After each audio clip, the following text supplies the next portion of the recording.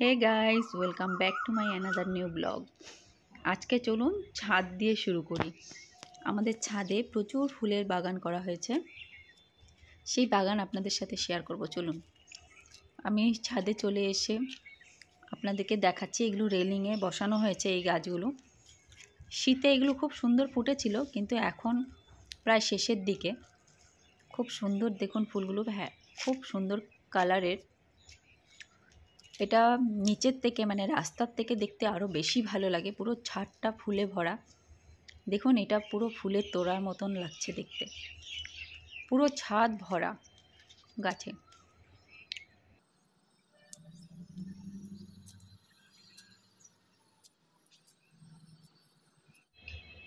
আমি ছাদে এসেছি, দেখুন একটা আমার সামনে কি সুন্দর গোলাপ ফুটে আছে।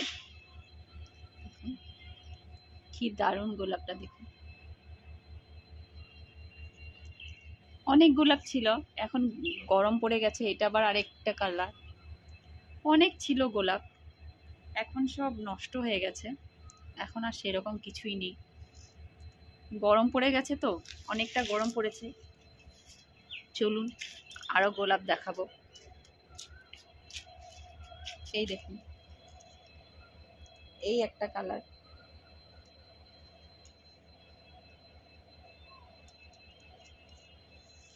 এই কালারটা দেখুন কি সুন্দর, মিষ্টি কালার। এগুলো আমার ছোট কাকা করে, আমরা কেউ করি না। ছোট কাকা পুরো এই বাগানটা দেখে। আমাদের বাড়ির ছাদটা অনেক বড়, তাই প্রচুর গোলাপ গাছ। ছোট কাকার খুব গোলাপের শখ, তো উনি গোলাপ গাছটাই বেশি করেন। দেখুন এটা একটা গোলাপ, ছোট ছোট।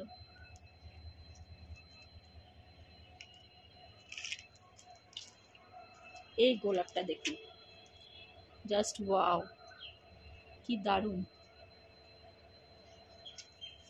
দেখুন কালার, দেখুন।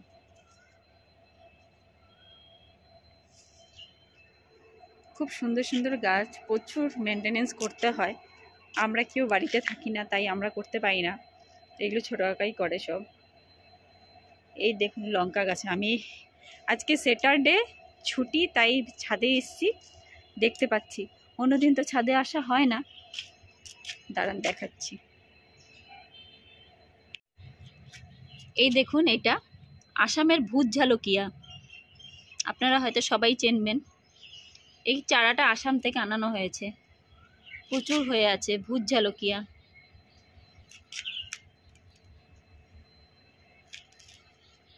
আসামে এটাকে বলে ভূত ঝালকিয়া। এই গাছটায় দেখুন কি হারে লঙ্কা হয়েছে, প্রচুর লঙ্কা হয়ে আছে, দেখেছেন। এটা টাইপ অফ ভূত ঝালকিয়ার মতন দেখতে, কিন্তু এটা ভূত ঝালকিয়া নয়, এটা এখানকার লোকাল লঙ্কা। কিন্তু এইগুলো খুব ঝাল। দেখুন প্রচুর হয়ে আছে গাছের ফাঁকে, প্রচুর হয়ে আছে। এই গাছটাতে দেখুন। অ্যাকচুয়ালি আমরা এইগুলো একটাও খাই না। আমাদের বাড়িতে টিয়া পাখি আছে, যখন পেকে যায় টিয়া পাখিকে দিয়ে দিই। দেখুন কি সুন্দর গাছ ভর্তি হয়ে আছে। ট্রেন যাচ্ছে, আমাদের বাড়ির পাশেই রেল লাইন, দেখতে পাচ্ছেন। ট্রেন যাচ্ছে, এটা শিয়ালদার থেকে এসছে, নৈহাটি সাইডে যাচ্ছে।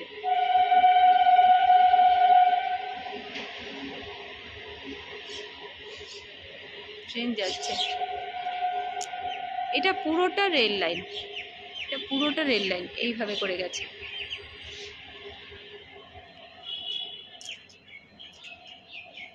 এই আমাদের বাগান।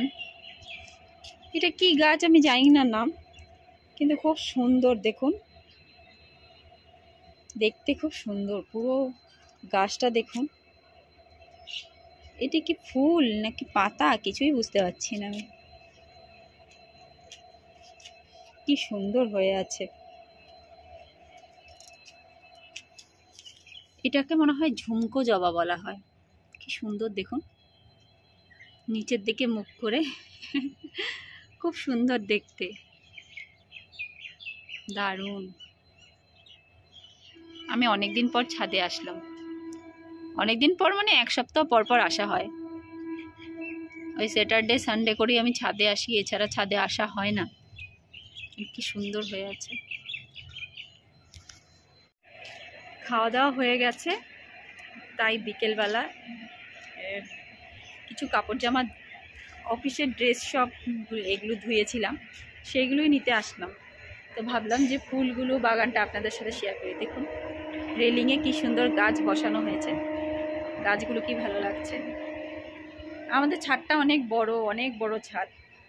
বাড়িটা পুরো 4 কাঠার উপরে বাড়ি, প্রচুর বড় ছাদ। এই পাশে হচ্ছে আম বাগান। কিছুদিন পর আমের মুকুল এসছে, কিছুদিন পর আম বেরোবে। ছোট ছোট আম বেরিয়ে গেছে আম। চলুন দেখে আসি। আমরা ছাদে আসা হয় না বলে আমি দেখি না, বেরিয়ে গেছে, দাঁড়ান দেখাচ্ছি। দেখুন গাছে ভর্তি হয়ে আম এসছে।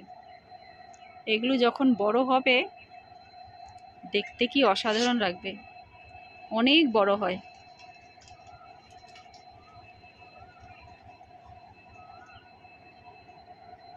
এটা পাশে আমাদের গোপাল মন্দির। আম গাছে প্রচুর আম এসছে। এবার সেই রকম বৃষ্টি হয়নি, তো হালকা একটু বৃষ্টি হয়েছিল, তাই আমগুলো সব রয়ে গেছে।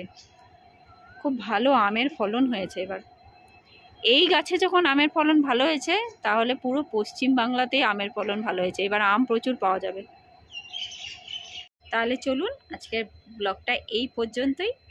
আবার আসছি নতুন একটা ব্লগ নিয়ে।